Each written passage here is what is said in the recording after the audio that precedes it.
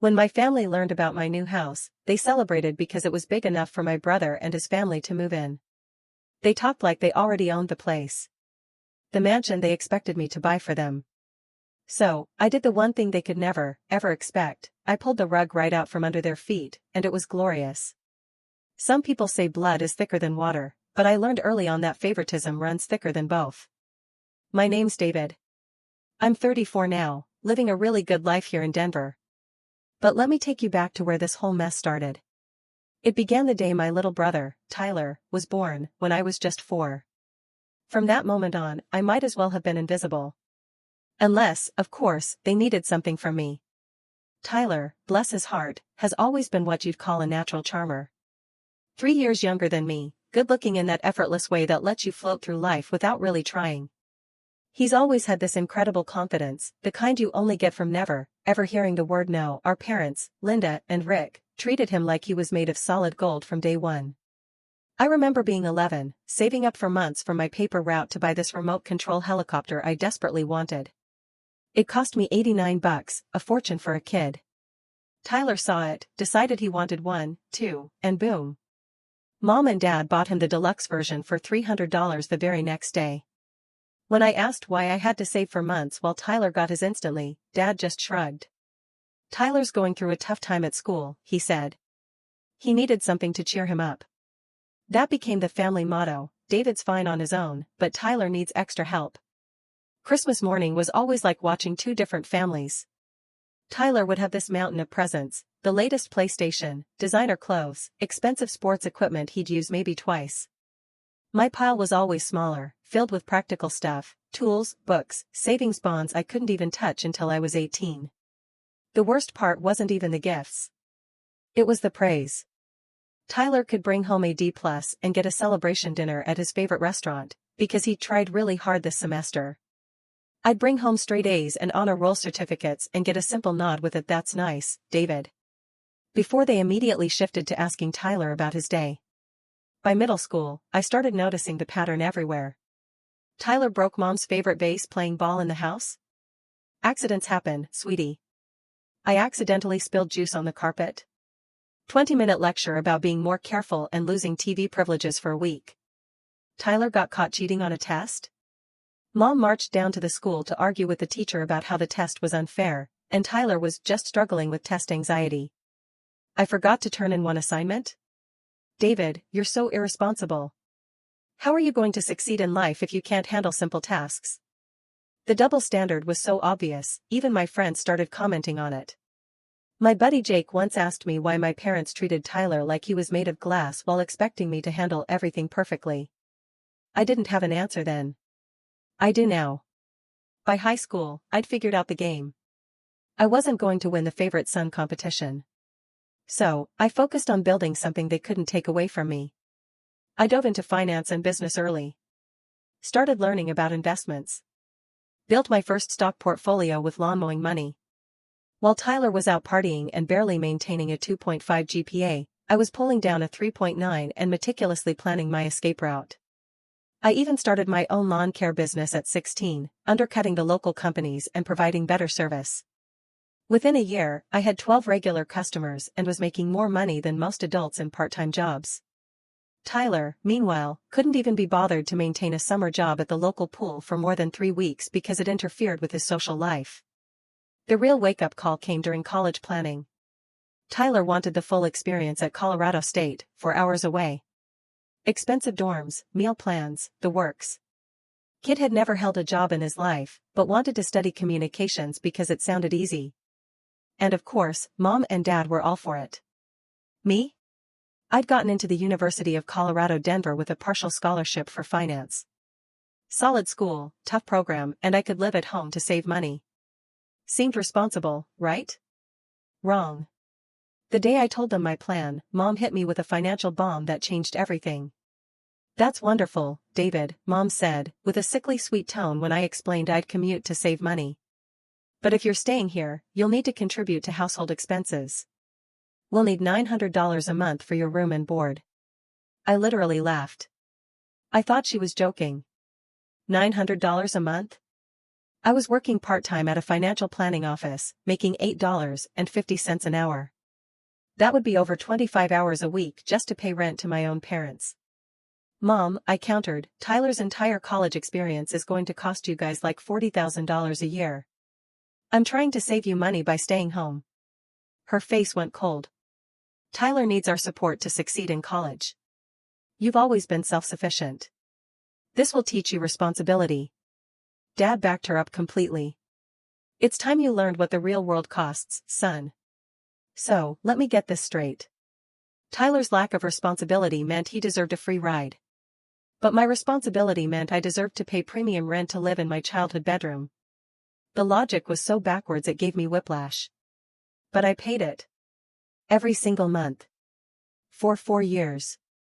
I worked 30+ hours a week while taking advanced economics, financial analysis, and business management courses. I lived on ramen and peanut butter sandwiches while Tyler called home asking for extra spending money because he wanted to take some girl to a fancy restaurant. I still remember overhearing Mom on the phone with him, "Of course, sweetie. I'll transfer $500 to your account. College should be fun, not stressful about money." Meanwhile, I'm literally doing homework in my car between work shifts because I couldn't afford the campus parking pass. The real kicker came during my junior year when Tyler decided he wanted to change his major to sports management because communications was too hard. This required him to take an extra year of classes, adding another $40,000 to his already massive bill. Mom and Dad didn't even hesitate. Of course, Tyler should follow his dreams. That same semester, I asked if they could help me pay for a financial planning certification course that would boost my career prospects. Cost, $400. Their response? "David, you're so good with money.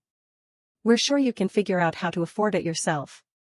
I paid for that certification with money I'd saved from skipping meals. The insult to injury? They'd bragged to their friends about how independent and responsible I was, like they'd done me some kind of favor by charging me rent, as if financial struggle was character building, but only for me.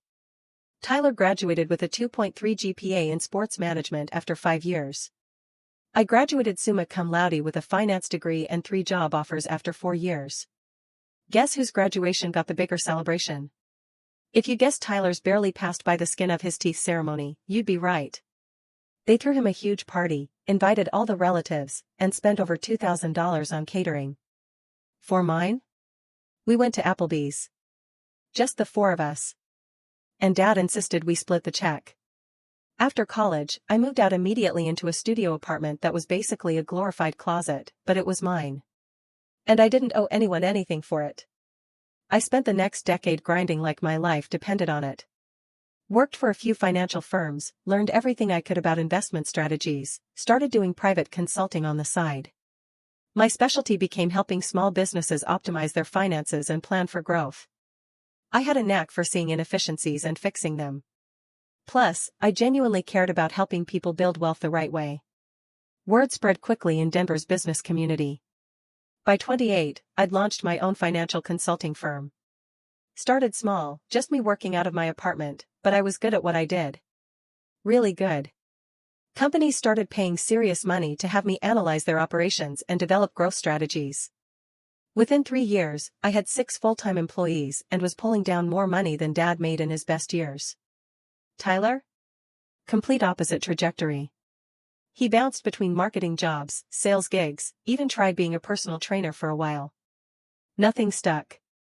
He'd get fired for showing up late, or quit because the work was beneath him, or get laid off when companies realized he didn't actually do anything productive. The pattern was always the same. Tyler would get excited about a new job, talk about how this was finally his big break. Then, within 3 to 6 months, something would go wrong. It was never his fault, of course. The boss was unreasonable. The coworkers were jealous. The company was poorly managed. It never occurred to him that the common denominator in all these failures was him. Meanwhile, Mom and Dad kept making excuses. Tyler just hasn't found the right fit yet. He's too creative for corporate environments. Once he finds his passion, he'll really take off. Around 26, Tyler met Jessica at some club. Jessica is, well, there's no polite way to say this, she's a walking, talking gold digger who saw Tyler's pretty face and his parents' willingness to bankroll his life and decided she'd hit the jackpot. Jessica's one of those women who's never worked a real job, but somehow always has perfectly done nails, designer handbags, and strong opinions about how everyone else should spend their money. She got pregnant 3 months after meeting Tyler. Whether on purpose or not, I'll leave to your imagination. They had a shotgun wedding that cost mom and dad $30,000, which they didn't have, followed by 2 more kids in quick succession. Now they've got 3 kids under 8. Tyler still can't hold a job for more than 6 months. And Jessica spends her days on social media posting about how hard her life is while showing off whatever new thing mom and dad bought her.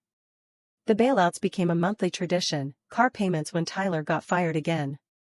Rent money when they got eviction notices. Credit card payments. Medical bills. Grocery money.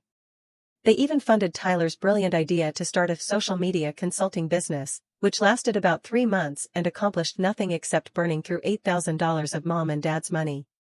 I kept my distance. Mostly showed up for holidays, but never shared details about my business or income. Why would I? Every success I had was met with polite disinterest before the conversation immediately pivoted to Tyler and Jessica's latest crisis or what the kids needed.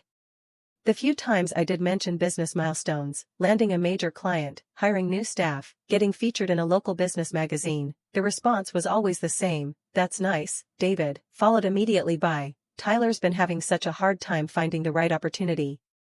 I learned to just keep my mouth shut and focus on building my wealth. By 2022, my business was doing well enough that I was ready to buy a house. Not just any house. I wanted something that reflected all the work I'd put in. Started looking at places in the $400,000 range, which in Denver gets you something decent, but not crazy. I should have known better than to let anyone in my family find out about it. The leak happened through my own stupidity. I was at a client meeting and mentioned house hunting to make small talk. Turns out my client's wife goes to the same yoga class as Jessica in a city of 700,000 people. What are the odds? The phone call started that same evening. "David, honey." Mom's voice was sickeningly sweet. "I heard you're looking to buy a house. How exciting. Why didn't you tell us?" I tried to play it down. "Just starting to look around, Mom. Nothing serious yet. Well, Tyler and Jessica and I have been talking and we think this is such a wonderful opportunity. You'll want something with at least 4 bedrooms for when the kids visit, and a big backyard where they can play. Maybe a pool." Jessica was just saying how the kids would love a pool. I felt my blood pressure spike. "Mom, I'm looking for a place for me. I don't need 4 bedrooms. Don't be silly, David. Family is the most important thing. You'll want space for Tyler and Jessica and the kids to come stay, and for your father and me to visit, too. We could help you. Look, Jessica has such good taste." The audacity was breathtaking. I'd been living independently for over a decade, built a successful business, and saved responsibly for years to afford this house. But somehow Jessica, who'd never earned an honest dollar in her life, had good taste that I apparently needed. The next 2 weeks were a relentless assault of text messages, emails, and Zillow links. Not regular houses, mansions. 5 bedrooms, 6 bedrooms, massive lots, finished basements, 3-car garages. Every message highlighting features specifically designed for Tyler's family. "David, look at this one. The basement is perfect for Tyler to set up his home office. This house has a wonderful playroom area for the kids. The master suite has a sitting room where Jessica could do her makeup videos." They weren't even pretending this was about me anymore. Jessica started sending me direct messages about how excited she was to help decorate our new family space and asking if I'd considered adding a hot tub. Our family space. A house I hadn't even bought yet, with money I'd earned, was already ours in her mind. Every listing they sent was at least $200,000 over my budget. When I pointed this out, Mom's response was, "Oh, David, with your business doing so well, I'm sure you can afford it. Besides, it's an investment. Property values always go up, right? An investment in housing Tyler's family, rent-free, while I paid the mortgage, property taxes, insurance, and maintenance. What could go wrong?" The breaking point came when Tyler called me directly, all excited. "Dude, Mom showed us this amazing place on Zillow. 7 bedrooms, 4 bathrooms, huge kitchen. It's perfect for all of us. Jessica's already planning how to set up the kids' rooms. Tyler, I said, trying to stay calm. I'm not buying a house for all of us. I'm buying a house for me. Yeah, but we're family, right? And it's not like you need all that space just for yourself. This way, the kids can have their own rooms when they stay over. Jessica and I won't be cramped. Mom and Dad can visit whenever they want. It's like a win-win. I realized they weren't just expecting me to buy a house. They were expecting me to buy their house and let them live in it. The entitlement was breathtaking. Tyler, who's paying for this house? I asked. Well, you are. And who's going to pay the mortgage every month? You. But David, we're talking about family here. We'd help out when we could. You can't even pay your own rent consistently. That's not fair, man. I've been having some bad luck with jobs lately, but things are turning around. I hung up on him. I stopped responding to their messages and kept looking on my own. Found exactly what I wanted about 3 weeks later. A modern 3-bedroom house in a nice neighborhood about 45 minutes from my parents. Perfect home office, 2-car garage, decent yard, and most importantly, space for exactly one person to live comfortably. Put in an offer and closed within a month. Kept the whole thing completely secret from family. I knew Mom was planning a big Thanksgiving dinner. She'd been talking about it for weeks, insisting everyone had to be there for a special announcement. I had a pretty good idea what the announcement would be, them revealing which mansion they'd picked out for me, and expecting me to commit to buying it. The whole family was there when I arrived. Tyler and Jessica's 3 kids running around screaming. Jessica on her phone ignoring them while complaining about how tired she was. Tyler on the couch watching football. Mom bustling around the kitchen making way too much food. Dad pretending to help, but mostly just drinking soda. The dinner conversation was predictable. Tyler complaining about his latest job, some sales position he'd probably get fired from within months. Jessica talking about how expensive everything was and how hard it was to find good childcare. The kids being loud and disruptive while their parents ignored them. I sat there, watching this chaos, and felt nothing but relief that I'd be going home to my quiet, clean, organized house where nobody screamed, broke things, or expected me to fix their problems. After dinner, while the kids were finally quiet watching TV, Mom stood up and clinked her water glass. Everyone, I have such exciting news. We found the perfect house for David. Tyler and Jessica immediately perked up, grinning like they'd won the lottery. Jessica actually clapped her hands together. It's absolutely beautiful. Mom continued, pulling out printed Zillow listings. 6 bedrooms, 4 bathrooms, finished basement, 3-car garage, and the most wonderful backyard for the children. The listing showed a $650,000 McMansion in an upscale suburb. Exactly the kind of house that screamed, I have more money than sense, and would cost a fortune to heat, cool, and maintain. The kitchen is amazing. Jessica chimed in like she was already planning to live there. Perfect for hosting family dinners. And there's this gorgeous master suite that would be perfect for, well, whoever ends up in there. She gave me this weird wink that made my skin crawl. Tyler nodded enthusiastically. The basement would be perfect for my gaming setup and maybe a home gym. And that 3-car garage means plenty of space for my project car. His project car was a 1995 Honda Civic with 200,000 miles that he'd been restoring for 3 years. Mostly it sat in my parents' driveway leaking oil. They had it all planned out. In their minds, I was buying a family compound, and they were all moving in. Jessica was already talking about which bedrooms would be perfect for the kids and how she could set up a craft room. We even drove by it last weekend. Mom said proudly. The neighborhood is so family-friendly.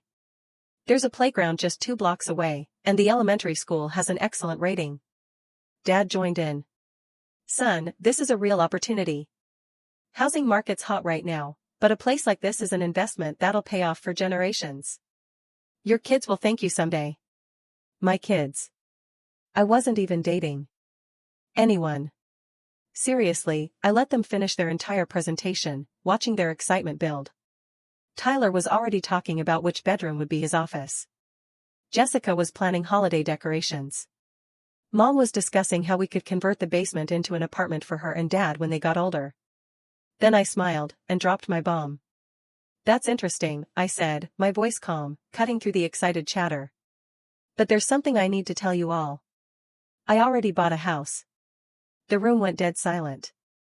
You could have heard a pin drop. Their faces went through this amazing progression: confusion, disbelief, then slowly dawning horror. What do you mean? Mom's voice was sharp. I mean, I bought a house. Closed on it 2 weeks ago. I'm moving in this weekend. The explosion was immediate. Everyone started talking at once. Jessica was the loudest. What kind of house? Where is it? How many bedrooms? It's a 3-bedroom house about 45 minutes from here. Perfect for me. The meltdown was instant and spectacular. Jessica started screaming about how 3 bedrooms wasn't enough space for the family. Tyler was yelling about how I'd made this huge decision without consulting the people it affects. Mom was guilt-tripping me about family loyalty and how disappointed she was. But the real kicker came when Jessica showed her true colors. This is so selfish, David. What about the kids? What about us? You make all this money and you can't even think about your family? Tyler and I have been struggling. The apartment is way too small, and this was our chance to finally have some stability. Your chance? I asked calmly. What exactly did you contribute to buying this house? I'm family now. Family helps family. You have all this money just sitting around while we can barely afford rent. So, because I worked hard and saved money, I'm obligated to house you. Yes. That's what family does. The entitlement was staggering. In Jessica's mind, my success created an automatic debt to Tyler's failures. That's when Tyler dropped the real bombshell. Actually, David, our lease is up at the end of the month, and we can't afford to renew it. The landlord raised the rent to $2,100, and I'm between jobs right now. We were counting on moving in with you. There it was. They weren't just dreaming about a family compound. They were literally homeless in 3 weeks and had decided I was their solution without asking, without even telling me until this moment. That sounds like a personal problem, I said calmly. Dad slammed his fist on the table. David, that's your brother. Your nephews and niece. How can you be so heartless? I'm heartless? I demanded. I worked my rear end off for 15 years to build a successful business while you guys bankrolled Tyler's failures. Now you want me to buy a mansion so he doesn't have to face the consequences of his choices. How is that my responsibility? Because you're family. Mom was crying now. We raised you better than this. You raised me to work hard and be independent. You raised Tyler to expect handouts. Now you're mad that I turned out exactly like you taught me to be? The screaming match that followed was epic.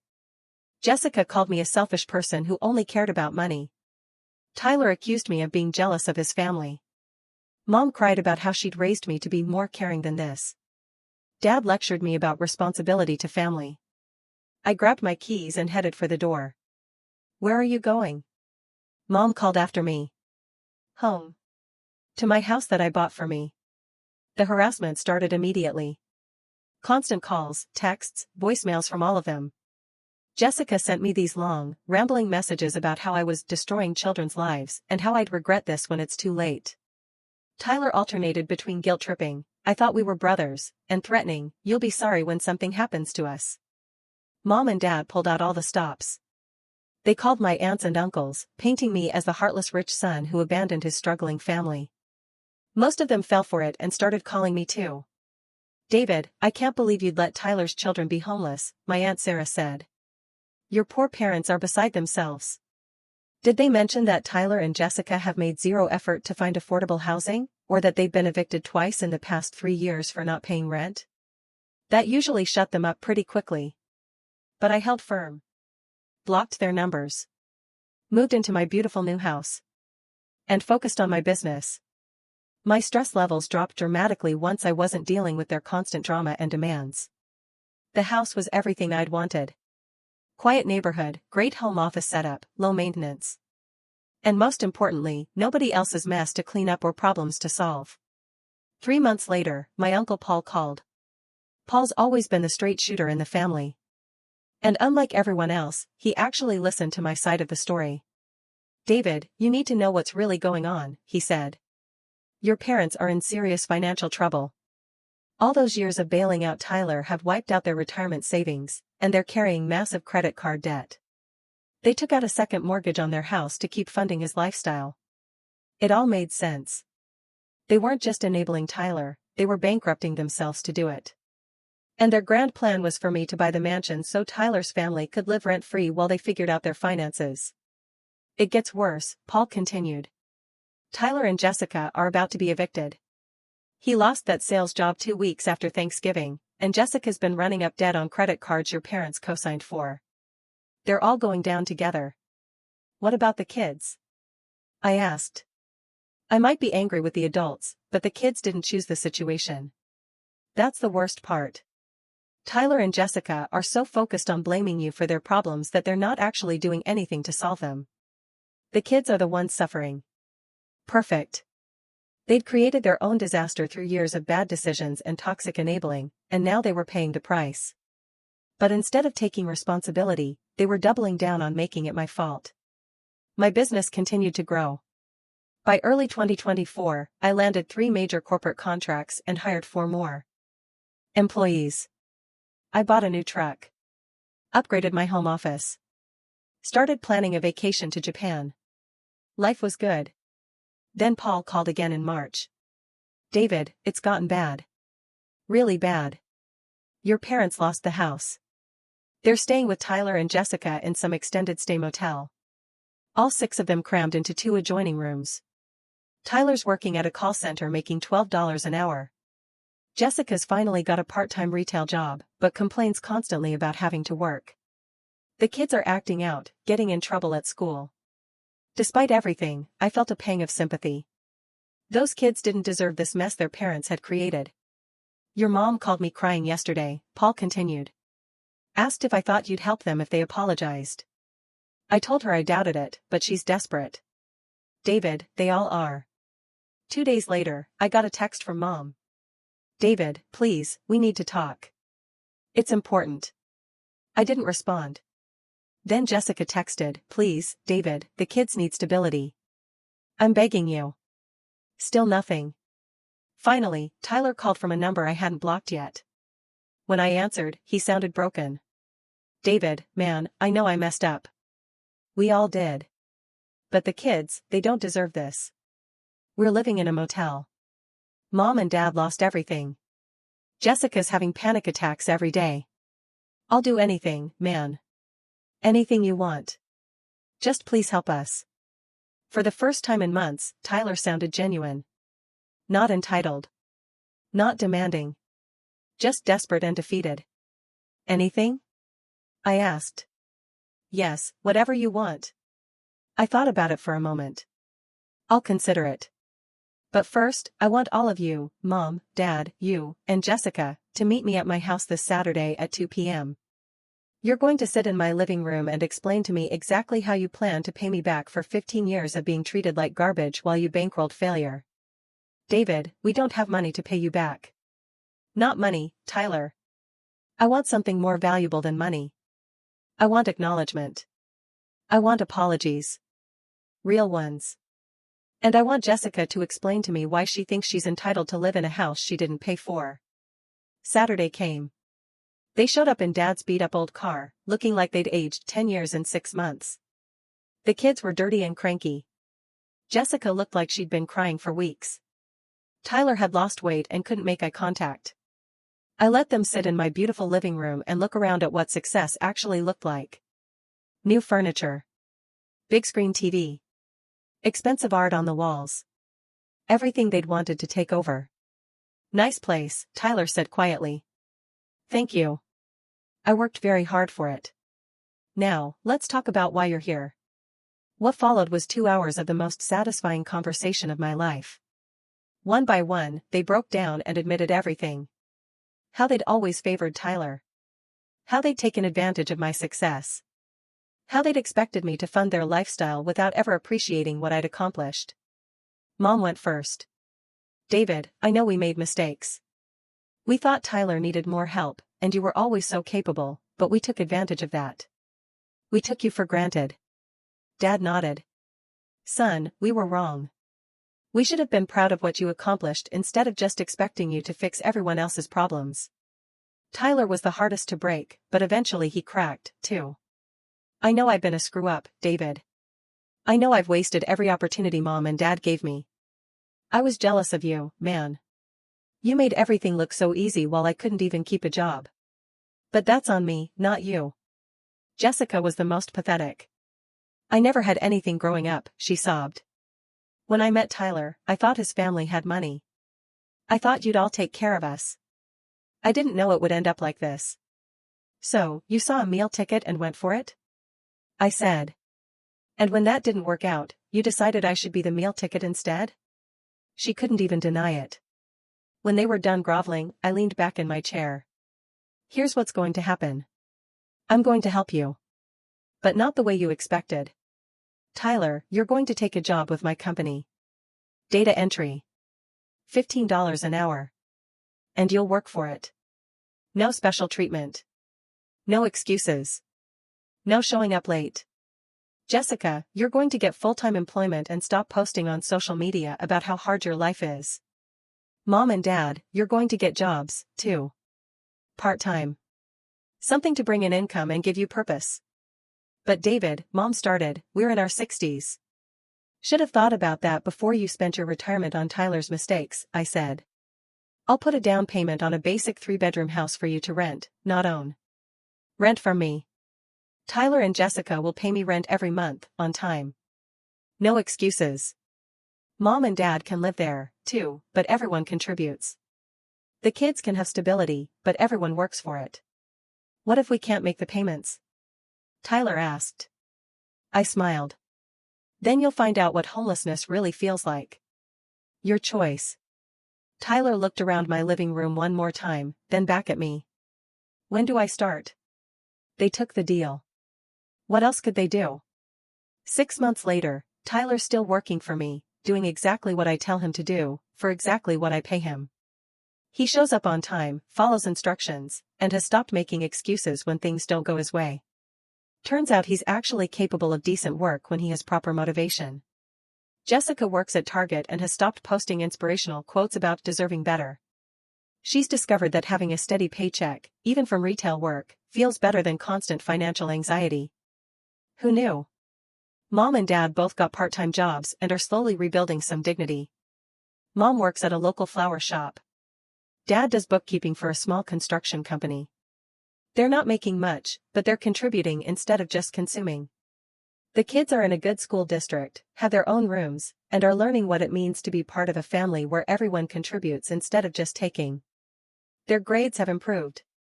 Their behavior problems have decreased. And they seem genuinely happier with the stability. The house I bought for them isn't fancy. Basic 3-bedroom ranch in a decent neighborhood, but it's clean, safe, and affordable. More importantly, everyone who lives there has to work to stay there. And me? I'm planning that trip to Japan, driving my new truck, and sleeping peacefully in my beautiful house that no one else gets to live in. My business is thriving.